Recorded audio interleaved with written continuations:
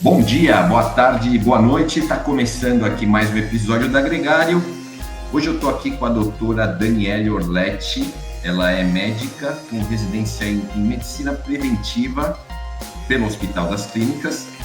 Ela tem também especialização em nutrologia e nutrologia esportiva com ênfase em esportes de endurance. E ela tem também um mestrado em medicina do estilo de vida. Primeiramente, obrigado por ter aceitado o nosso convite, doutora. É muito bom estar aqui, Ronaldo. Eu que agradeço o convite para falar sobre um tema que é tão relevante, né, e cada vez mais aí nos dias de hoje. Então, o prazer é meu. Legal.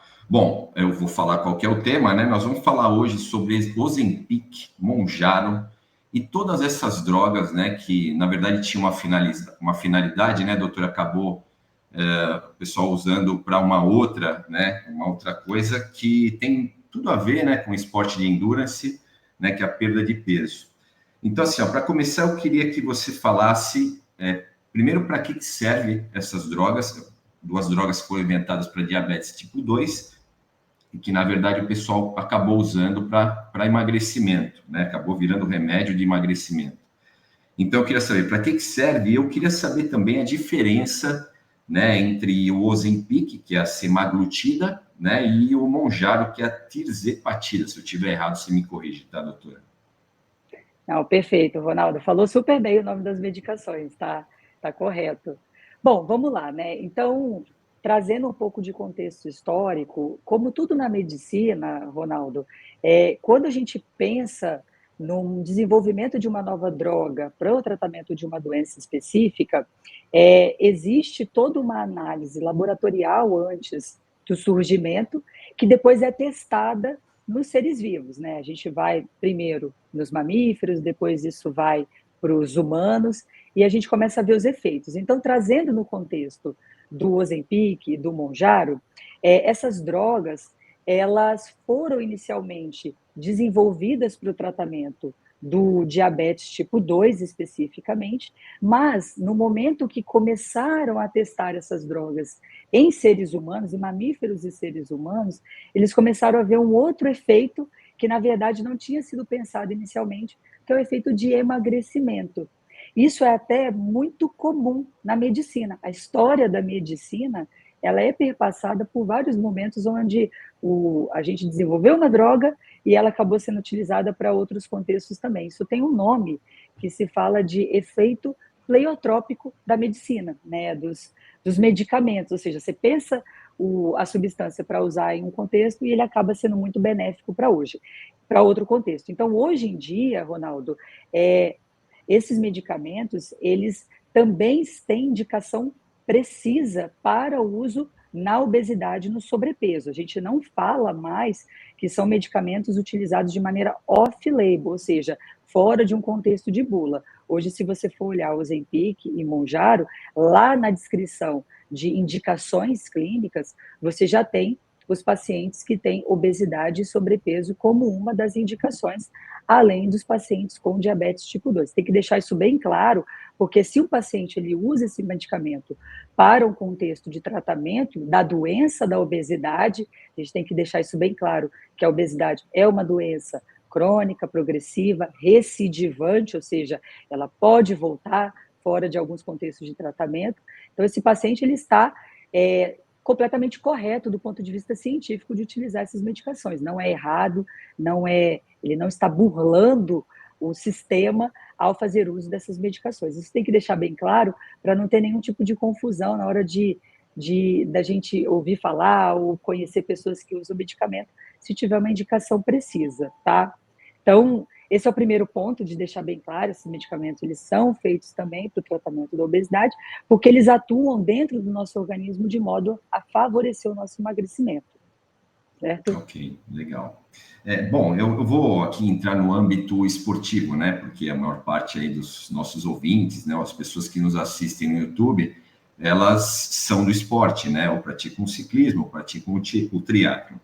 Então, eu vou pegar aqui dois casos, tá? Então, e por que eu falo, né, no âmbito esportivo, nós estamos falando de esporte de endurance, que o peso é algo muito importante, né? Então, você vê a luta que tem um ciclista, né, para manter o peso, melhorar o seu VO2 relativo e tudo mais. O triatleta não fica, né, a mesma coisa, também tem o mesmo problema. E eu vou pegar o caso deles. Então, vamos pegar um ciclista profissional, aquele cara que está brigando para perder 2 quilos para uma competição importante. Tá? E eu vou pegar também uma pessoa de meia idade, como eu, aí com seus 50 anos, que está, 5, 6 quilos acima do peso, não consegue perder por conta, a gente já sabe de todos os motivos, né? Metabolismo lento e tudo mais, e ele acaba aderindo, né, a essas medicações. Você acha que seria correto para esse, ou indicado para esses exemplos, a utilização do Ozempic e Mounjaro? Olha, Ronaldo, é bem assim, tá?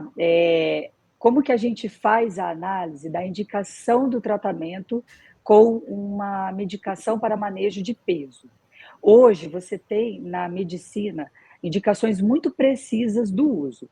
Nesse contexto dos análogos de GLP-1, ou seja, da semaglutida, Ozempic, ou dos análogos duplos, que seria a tirzepatida ou Mounjaro, a gente tem qual indicação do uso medicamentoso para o tratamento? Seriam aquelas pessoas num contexto de sobrepeso, com uma comorbidade associada ao sobrepeso, ou seja, o paciente que está ele não chega a ter obesidade, ele tem só um excesso, um sobrepeso, mas ele já apresenta um problema de colesterol, triglicerídeo, uma pressão elevada, ou seja, um problema relacionado ao excesso de tecido adiposo, ou um paciente graduado com obesidade tipo 1, sem nenhum tipo de comorbidade. Esses dois cenários já teriam uma indicação clara do uso do medicamento. Por quê? Porque a gente parte do princípio que essas pessoas elas precisam emagrecer, e aí a gente fala de percentual, tá, Ronaldo? Porque isso relativiza para cada pessoa. Mas no contexto geral, são pessoas que, de um modo geral, precisam perder mais do que 5% do peso. Quando você tem uma estrutura que você tem que perder mais do que 5% do peso, dificilmente você vai conseguir fazer isso somente com mudança do estilo de vida, ou seja, com alimentação e atividade física, você vai precisar do medicamento para auxiliar o seu processo, porque, de novo, nós estaremos diante de um caso de uma doença. Agora, quando a pessoa ela ganhou ali 2, 3 quilos, ou seja, 3%, 1%, 2%, às vezes não chega nem a ser isso. Uma pessoa de 80 quilos, que está 2 quilos acima do peso, não chega a ser 5% esses 2 quilos, entende? Então, nesse cenário, você pode lançar mão, na verdade, você só deveria lançar mão de alterações de mudança do estilo de vida, ou seja, ajuste de alimentação, suplementação e atividade física. E por que eu estou falando isso pegando o contexto dos atletas? Acho que vale a pena, talvez, a gente entender um pouco como que esses medicamentos funcionam no nosso organismo, para saber se vale ou não a pena esse paciente que não precisa emagrecer mais do que 5% do peso, se expor às alterações que esse medicamento provoca. De novo, todo medicamento tem risco e ele precisa ser ponderado na hora da gente fazer a intervenção desse paciente. Então, fazendo um resumo básico de como esse medicamento funciona no nosso organismo, a gente tem que pensar o seguinte, vamos ver, o GLP-1, né? Então, o que é o GLP-1? O GLP-1 é um hormônio que o nosso intestino delgado, ele produz especificamente a parte mais distal desse intestino delgado, ele vai produzir, liberar esse hormônio na presença de comida. E aí, o que esse hormônio vai fazer? Esse hormônio, ele está na classe dos medicamentos incretínicos. O que isso quer dizer? Que ele tem uma ação incretínica. O que isso quer? O que é isso? Ele tem uma ação em estimular a liberação de insulina pelo pâncreas. Então, substâncias incretínicas liberam insulina no pâncreas. Então, o GLP-1, ele vai ser liberado no intestino quando a comida chegar naquela porção desse intestino, e lá na corrente sanguínea, esse hormônio vai chegar até o pâncreas e vai fazer a liberação de insulina para controle da glicose que está entrando na corrente sanguínea, porque tem um alimento sendo absorvido. Esse é a primeira ação desse hormônio. A segunda ação que ele faz é diminuir o esvaziamento gástrico. Eu costumo dizer o seguinte, Ronaldo, se os nossos órgãos fossem personas e pudessem falar, nesse momento o intestino estaria falando assim para o estômago: estômago, espera um pouquinho, não libera mais comida aqui para mim, porque está cheio de comida aqui e eu estou trabalhando. Só que os nossos órgãos, eles não se comunicam verbalmente. E a forma como eles têm de sinalizar é por meio dos hormônios. Então, o GLP-1, ele fala exatamente isso.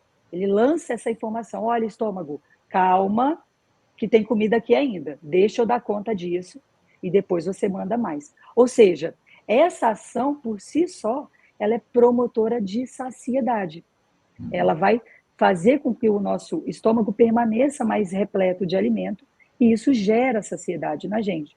Porque uma vez que o nosso estômago ele fica vazio, a gente tem a liberação de outro hormônio que se chama grelina. Ou seja, esse balanço entre hormônios da fome, hormônios da saciedade, é o que a gente chama de controle homeostático da nossa fome fisiológica. Então, esse é o primeiro ponto, tá? Onde a gente tem todo esse equilíbrio dos nossos hormônios, tá?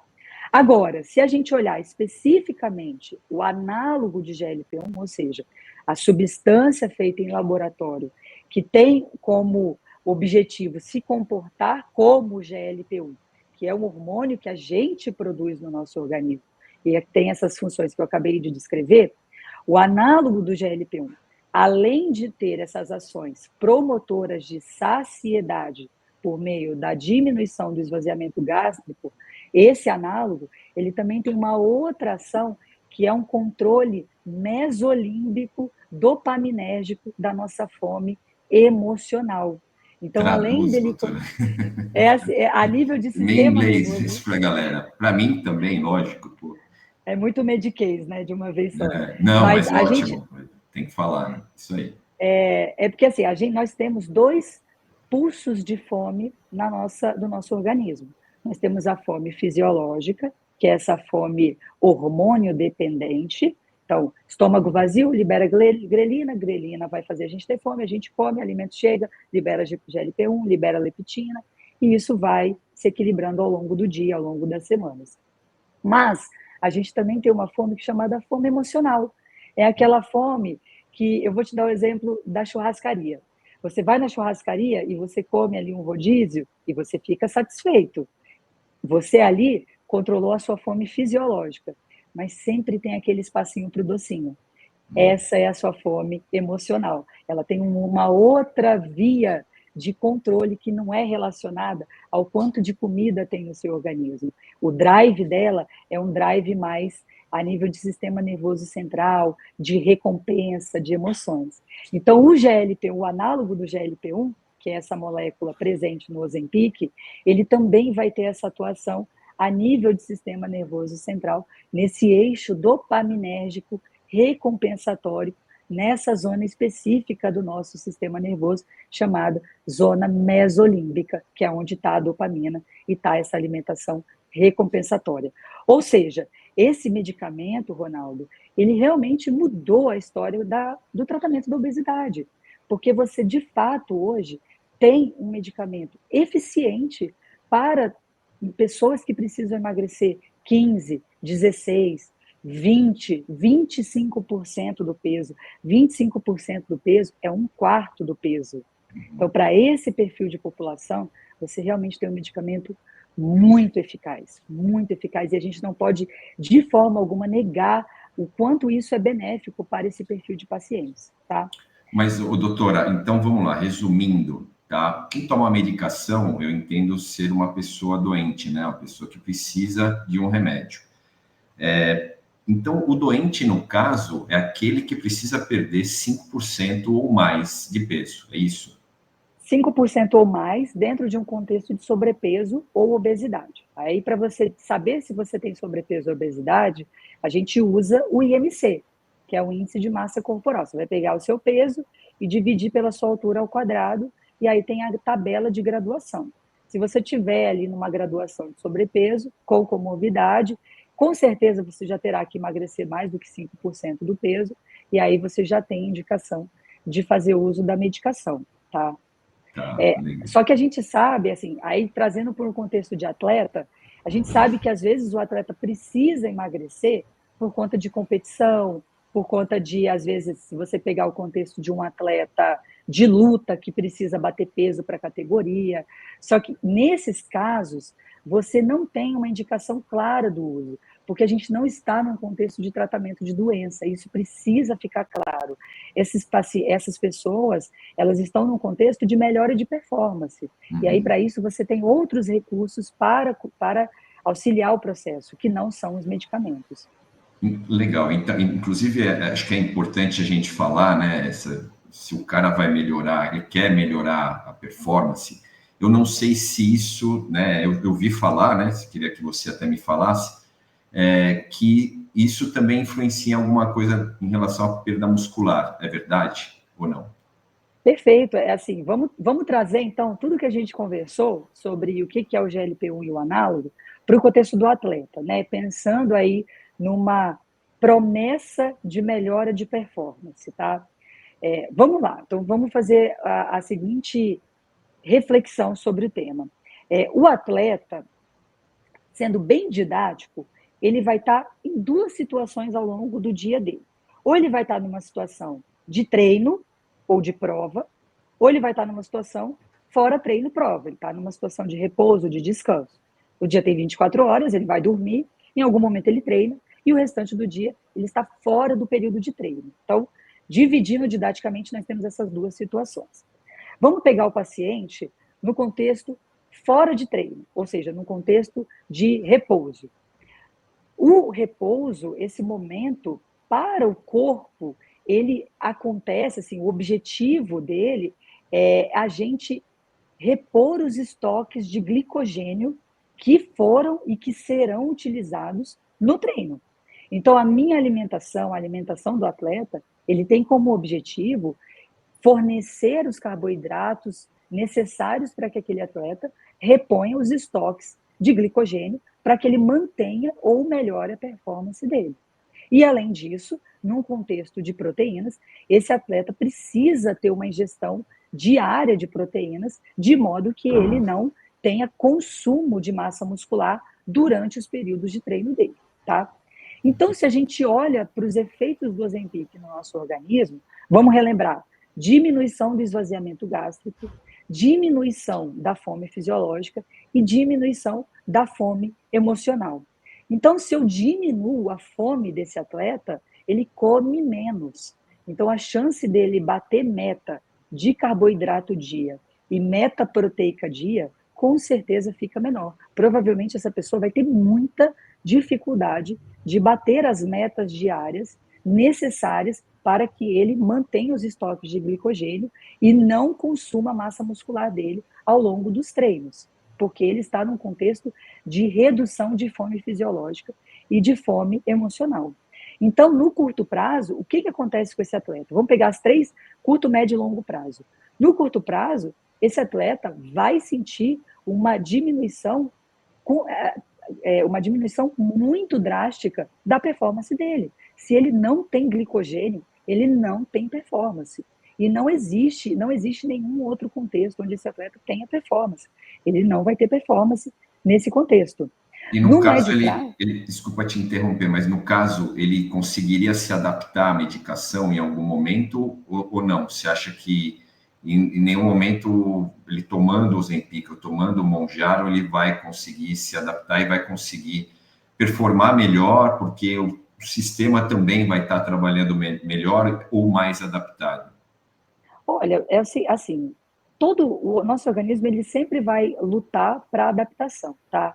Então, o que pode acontecer nesse contexto, e é o que acontece no contexto dos pacientes que estão em tratamento de obesidade, é o paciente começar a entender os efeitos e fazer manejo dos efeitos adversos, pensando ali em manter o consumo de carboidratos e de proteínas.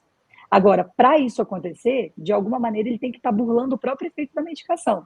Porque se a medicação é utilizada para diminuição da ingestão calórica, para justamente fazer déficit calórico, porque o emagrecimento ele só vai acontecer no déficit calórico. Então, se esse atleta ele burla o déficit para ele manter performance, eu questiono qual que é a necessidade dele utilizar essa medicação.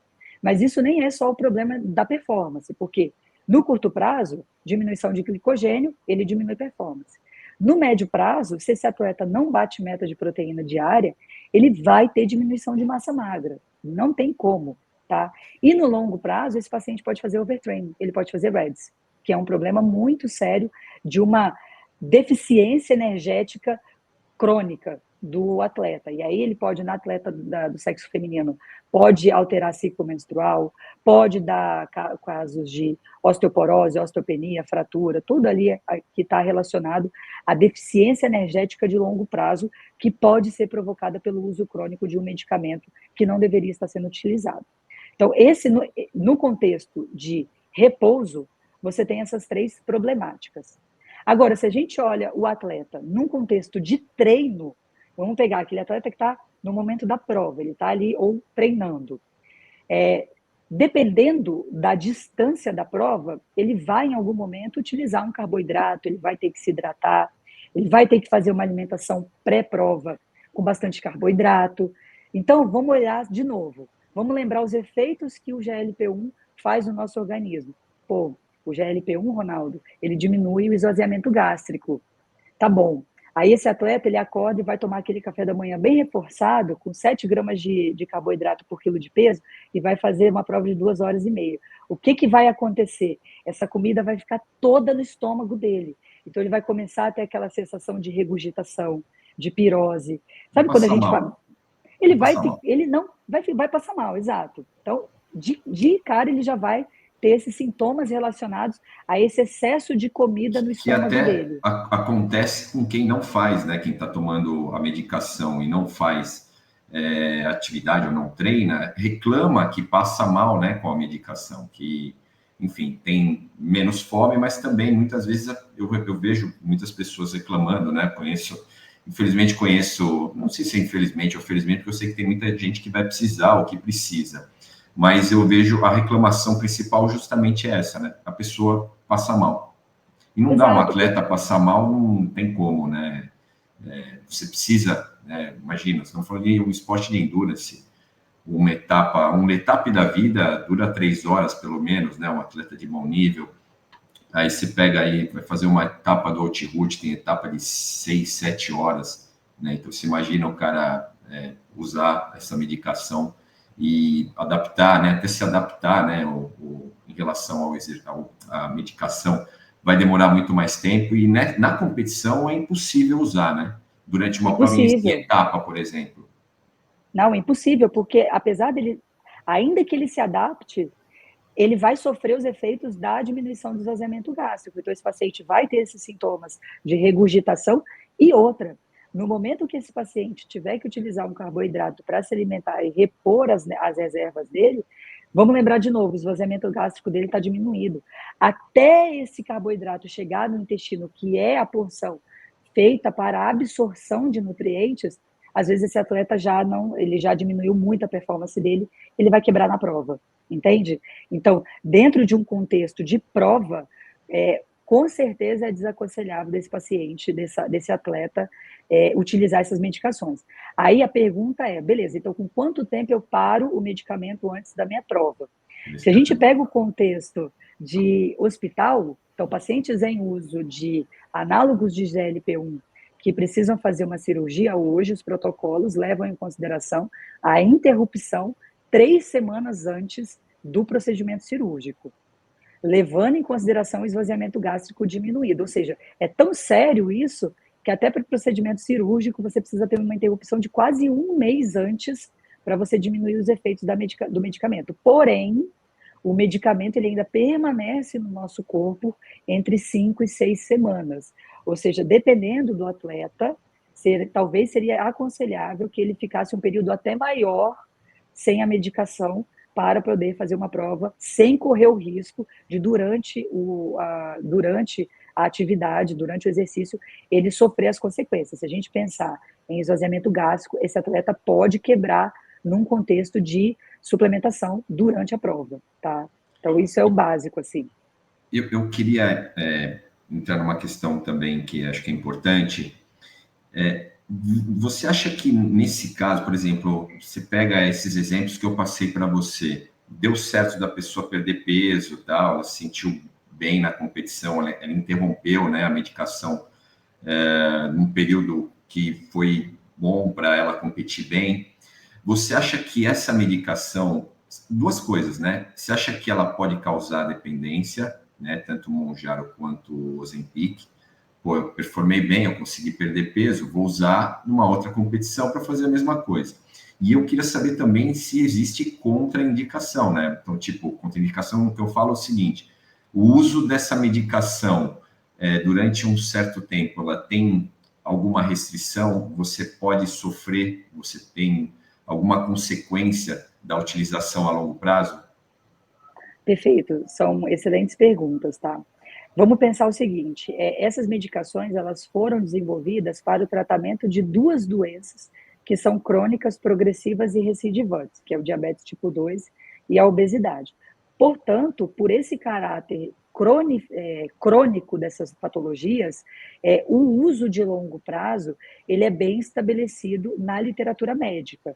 Do ponto de vista de segurança do paciente, você hoje tem relatos bem definidos de que o paciente que necessita de utilizá-los por um período indeterminado, eles têm um nível de segurança muito bom, tá? Então, dentro desse contexto de doenças crônicas progressivas e recidivantes, que são a obesidade e o diabetes. Agora, pensando na primeira pergunta, que é da dependência, do ponto de vista químico, Ronaldo, não existe relato na literatura de uma dependência. O que a gente sabe, de novo, parece que eu estou sendo repetitiva, mas é bom a gente deixar claro que a gente está falando de uma doença crônica. A obesidade é uma doença crônica, que progride, ou seja, ela piora, e ela recidiva. O fato da pessoa ter tratado a obesidade, ter diminuído o peso, não faz com que ela não tenha que tratar a obesidade para sempre. Acontece que ela pode tratar a obesidade com medidas medicamentosas ou não medicamentosas, com mudança do estilo de vida. O ponto é que essa pessoa sempre vai precisar levar isso em consideração, porque senão a doença vai recidivar, vai voltar a se expressar, entende? Então, nesse contexto, não é que o medicamento cause uma dependência, mas a gente está diante de um paciente que tem uma doença que é recidivante e que é crônica, né? Então, para o paciente que precisa do medicamento, não existe esse conceito de dependência, ele fica de lado, porque nós estamos diante de uma doença que é crônica. Agora, essa associação psicológica do emagrecimento nessas pessoas que não são pessoas portadoras da obesidade, isso é bem presente do ponto de vista psicológico. A pessoa utilizou o medicamento uma vez, associou com o resultado e ela vai querer utilizar novamente. A gente vê isso em diversos contextos da medicina esportiva, né? A gente vê isso no contexto de análogos da testosterona, da própria testosterona ou como recurso ergogênico para melhora de performance, outros suplementos também que podem melhorar a performance do atleta, eles também têm essa associação. Então, de um modo geral, o atleta que utilizou uma vez, viu o benefício, ele vai ficar tentado a utilizar novamente. Mas isso não é uma questão de uma dependência física, tá? É mais uma questão de associação da medicação. Tá. Bom, e até continuando aqui a nossa fala sobre o esporte, a gente tem algumas coisas que a gente precisa colocar na mesa aqui, né? Primeiro que hoje você comprar o Ozempic e Mounjaro, você compra na farmácia sem precisar de uma receita médica, né? Correto, né, doutora? Exato, correto. A gente não precisa de receita. E a gente tem a WADA, né, que é a controladora mundial aí, né, antidopagem, eles ainda não proibiram a medicação. Existe uma discussão ética, né? Eu queria que você falasse um pouquinho sobre isso, se você está mais inteirado sobre o assunto.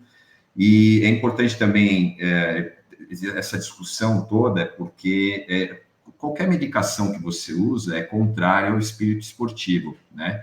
E creio eu, né, como é o esporte de alto rendimento, a gente já sabe o quanto a gente sofre, né, para lutar contra o doping, e o ciclismo, infelizmente, né, tem, principalmente aqui no Brasil, a gente tem uma dificuldade muito grande das pessoas entenderem. Então, o que você acha que a WADA está discutindo?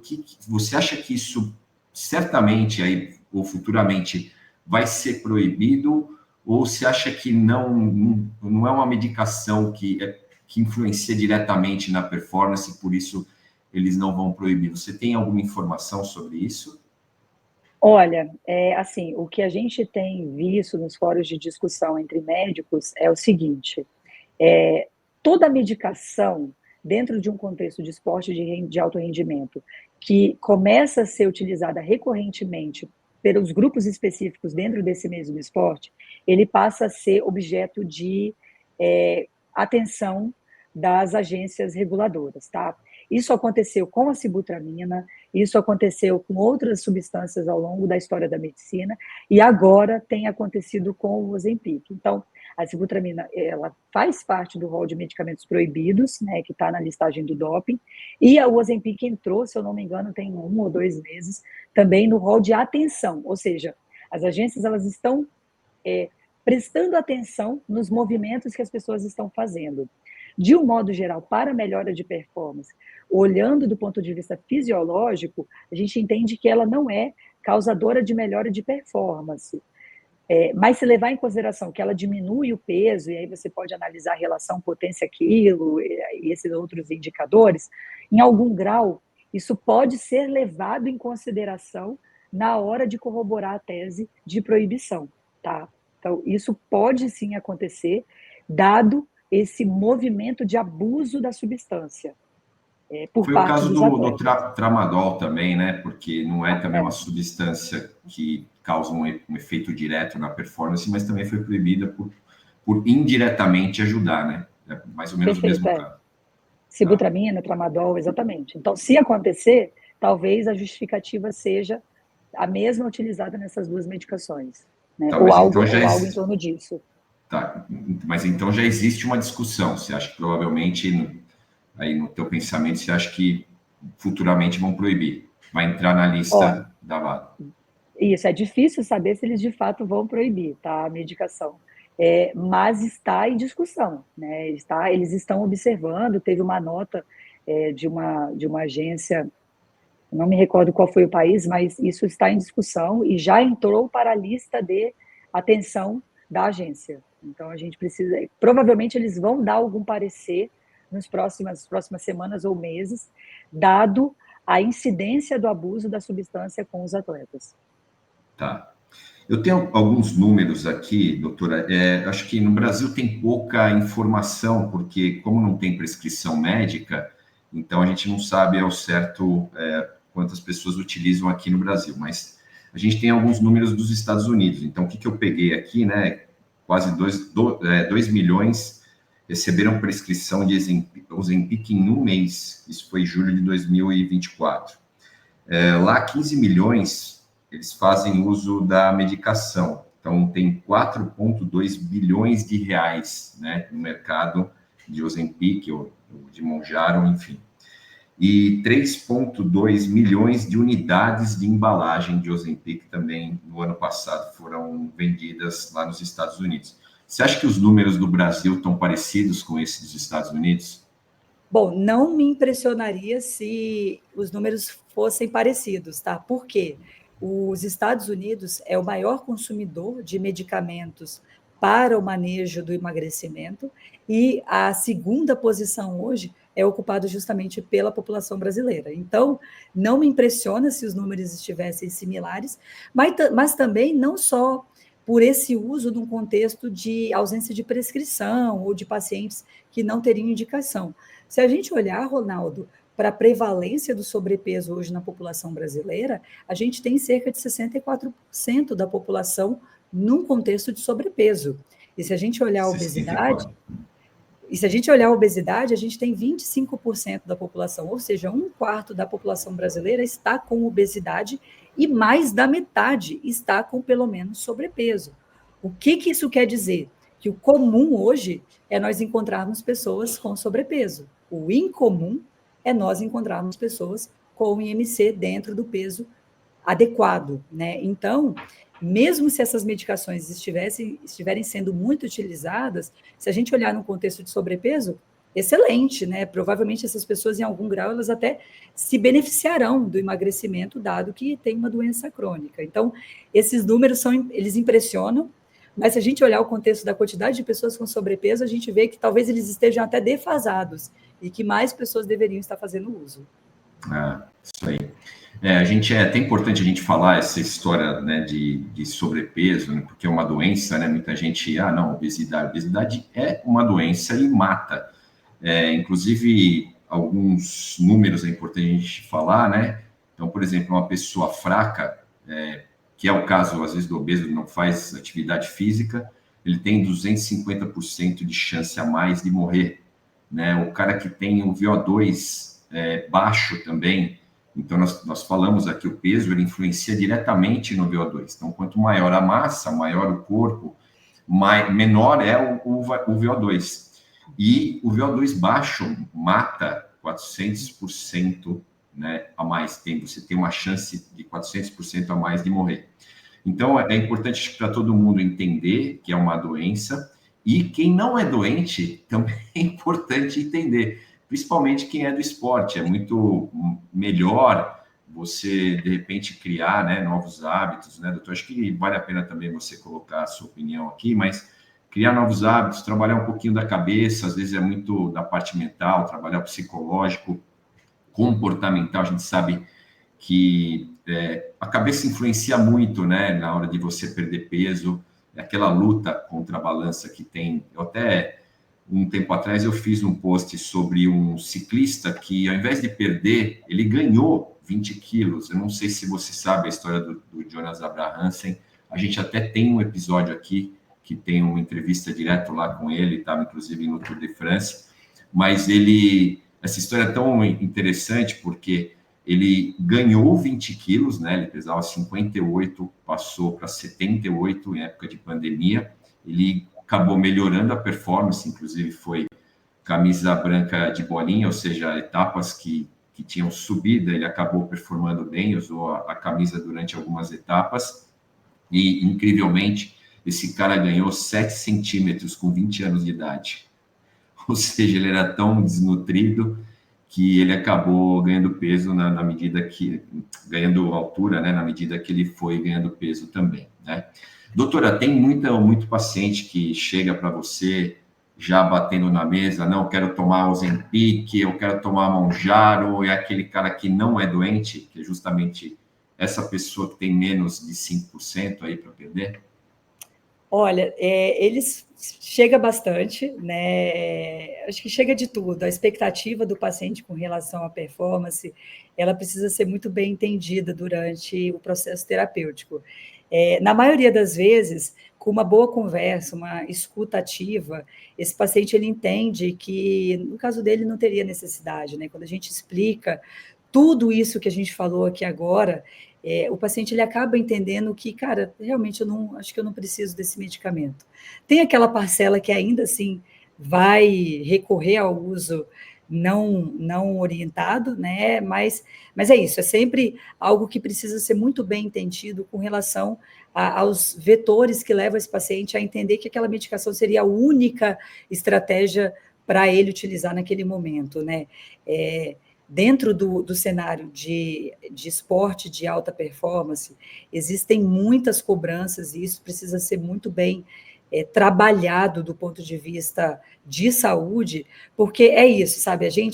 Eu lido com muito atleta, o Ronaldo, que é atleta amador, mas que tem uma alta performance, né? Então, Sim. isso precisa ficar claro também, que assim, poxa, você fez o seu treino, você treina 900 minutos por semana, né, 3 horas por dia praticamente, ok, cara, que sensacional. Mas você não tem que esquecer que o esporte, para você, ele também tem que ocupar um lugar de lazer, de divertimento. O seu trabalho é outro. Eu falo, pô, a gente foi, nadou, correu, pedalou, mas tomou banho ali, se arrumou e foi trabalhar, entende? A vida ela está em outro contexto também, e o esporte ele vem como esse lugar de lazer, porque é isso, se é um atleta amador, a gente tem que levar em consideração esse contexto. E aí, para esse atleta, tendo essa escutativa, a gente consegue trazer esses conceitos e trabalhar de uma maneira que, ok, o paciente entende, sabe?